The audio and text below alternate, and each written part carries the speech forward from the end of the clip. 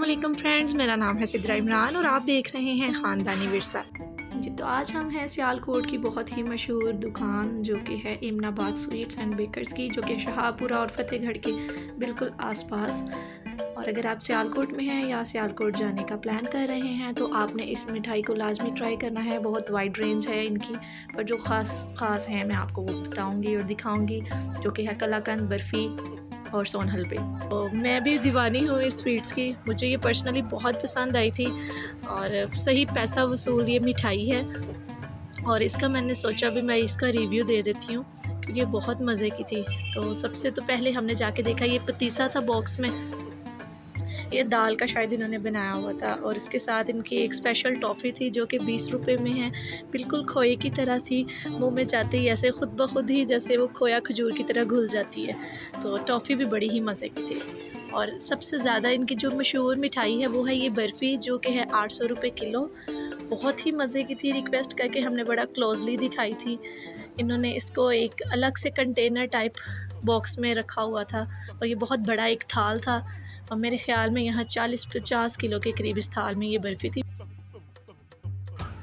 मैं तो अपने व्यूअर्स से यही कहूँगी कि थोड़ा खा लें, सुथरा खा लें, क्योंकि मेरे पापा हमेशा हमें यही कहते हैं कि थोड़ा खा लो, सुथरा खा लो। तो आप बजाय 800 रुपये के आप आधा किलो ले लें, आधा किलो खा लें तो यकीन करें बहुत ही टेस्टी है।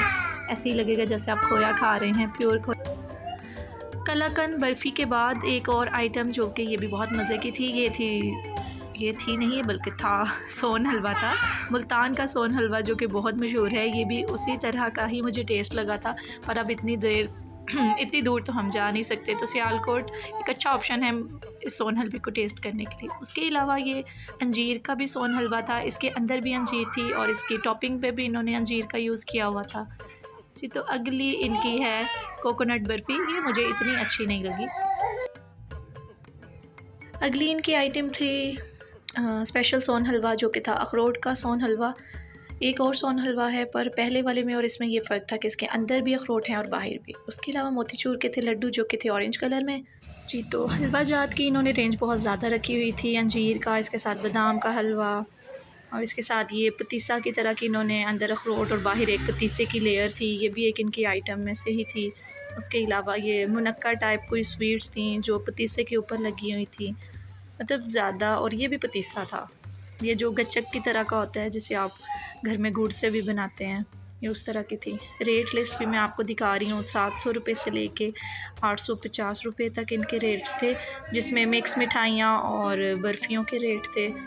और ये भी इनकी एक स्पेशल सौगात में से थी, जो कि गोंद की बर्फ़ी है।